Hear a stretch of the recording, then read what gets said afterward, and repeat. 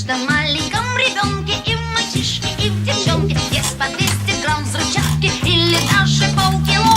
Должен он бежать и прыгать, все хватать, ногами дрыгать, а иначе он взорвется, трах-бабах, и нет его. Каждый новенький ребенок вылезает из пеленок и теряется повсюду, и находится везде. Он всегда куда-то мчится, он ужасно огорчится, если что-нибудь на свете вдруг случится без него.